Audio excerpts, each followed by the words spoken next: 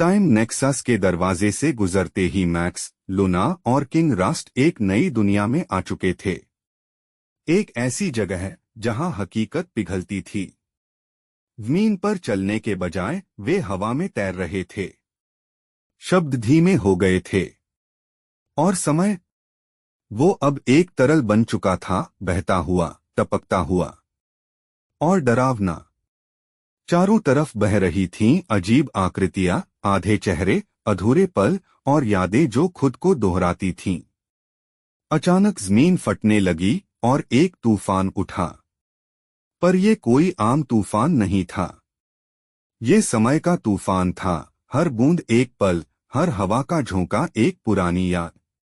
Max ने एक ही झलक में अपने बचपन से लेकर ऑब्लिवर की हार तक सब देख लिया। लूना को दिखी एक भविष्यवाणी जिसमें वह अकेली खड़ी थी। और रस्ट ने देखा कि वह फिर से एक इंसान बन चुका था।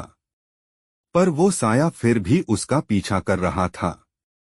रियलिटी कोलैप्स के बीचों बीच थी एक चमकती हुई टाइम मिरर जो दिखाती थी वो जो हो सकता था या जो पहले कभी हुआ हो।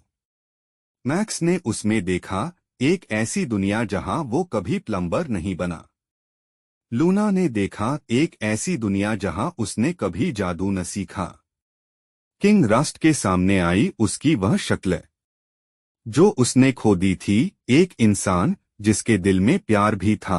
तभी रियलिटी की दरारों से निकला एक नया खतरा, टाइम बीस्ट, आधा मशीन, आधा धुआं और पूरी तरह से अनियंत्रित। उसके आने से समय की लहरें और ज्यादा पागल हो गईं। हर चीज उलटने लगी, ग्रेविटी गायब हो गई, आवाजें पीछे चलने लगीं और रंग स्याह हो गए। तीनों ने अपनी शक्तियों को मिलाया, लूना की चंद्र ऊर्जा, मैक्स की यादों की शक्ति और रस्ट की रिडेम्पशन की आग। उन्होंने टाइम मिरर को बीस्ट की तरफ मोड़ा और वो दैत्य अपनी ही असलियत में समा गया और गायब हो गया। रियलिटी कोलैप्स अब शांत हो चुकी थी, लेकिन उनके सामने अब खुल चुका था आखिरी दरवाजा, एक जगह जो नियॉन कोर कहलाती थी, पाइप वर्ल्ड का हृदय। और वहां उनका सबसे बड़ा सच छिपा था। देखते रहिए max the plumber, adventures in pipe world.